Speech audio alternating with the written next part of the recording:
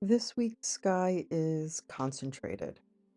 Multiple conjunctions in Capricorn oppose Jupiter retrograde in Cancer.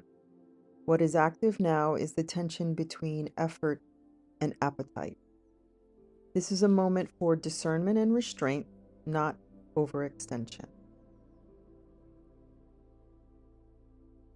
From January 6th through January 10th, Capricorn becomes densely activated. Venus, Mars, and the Sun all moving through the same sign, all emphasizing effort, structure, and consequence. At the same time, Jupiter retrograde in Cancer stands opposite, expanding emotion, memory, attachment, and appetite. This is not a gentle sequence. This is a test of proportions. How much is enough? What is sustainable? Where does growth become excess? These transits do not ask what you want. They ask what you can carry without distortion. January 6th. When Venus meets the Sun, what you value becomes visible. In Capricorn, visibility comes through action, not feeling. This is a day for noticing what are you willing to invest effort into, what feels worth maintaining, and what quietly drains you despite its importance. For the everyday, make decisions that favor longevity over pleasure, that clarify priorities around money, work, and relationships. And notice where appreciation is shown through reliability and not affection. This is not a romantic transit. This is a clarifying one. January 7th, Venus and Mars come together, activate attraction, pursuit, and effort. In Capricorn, this pairing is restrained and intentional. Desire is not impulsive here, it is selective. This is excellent for focused collaboration, channeling attraction into shared goals, addressing relationship dynamics around effort and responsibility. In your everyday life, attraction shows up as respect, chemistry shows up as competence, and desire shows up as the willingness to work together. Watch the shadow, which will come up as emotional coldness, transactional intimacy, and mistaking discipline for disinterest.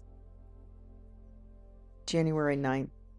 When the Sun meets Mars, energy peaks. In Capricorn, this energy is directed towards achievement, progress, and measurable results. This is a powerful day for decisive action, leadership, tackling difficult tasks that require stamina. But Capricorn Mars is not reckless. It requires control. Everyday guidance will lead you towards act deliberately, not reactively. Choose effort that produces long-term return. Avoid forcing outcomes that require time. This is a very important one. This is action with consequences attached. Also on January 9th, Venus opposite Jupiter in retrograde. This is where the tension begins to show. Venus in Capricorn asks, what is the cost? Jupiter retrograde in Cancer asks, what feels good, familiar, or emotionally expansive? This opposition highlights imbalance. You may notice overspending as emotional compensation, overgiving out of nostalgia or guilt, wanting reassurance instead of stability. This is not a no transit. It's a measure twice transit. You use it in your everyday as a pause before indulgence. Check whether comfort supports or undermines your goals, and recognize when emotional appetite exceeds capacity.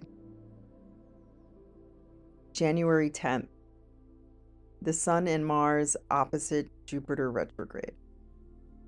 This is the peak tension of the sequence. Mars and the Sun push forward, Jupiter pulls outward.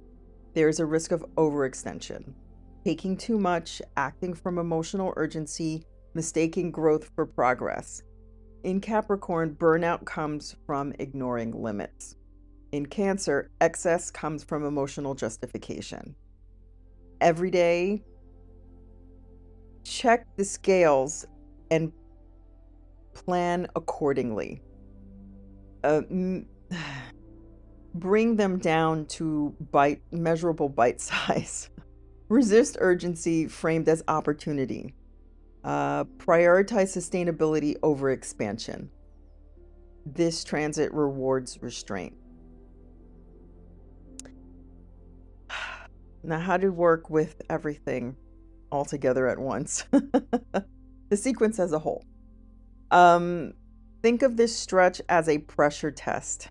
Ask, where does effort align with values? Where does desire support structure? Where does growth exceed capacity? This is an excellent time to set boundaries around energy and resources, recommit to long-term goals, and reduce excess without deprivation. The lesson is not denial, it's in proportion. After January 10th, what remains is clarity. You will know what you can sustain, what needs scaling back, where emotional appetite has distorted judgment. Capricorn Capricorn does not punish excess, it exposes it. Use that information. Astrology does not conclude, it continues through choice, response, and repetition. What you've heard is not instruction, it is context. Carry forward what sharpens your awareness of time and consequence. The sky will keep moving, and so will you.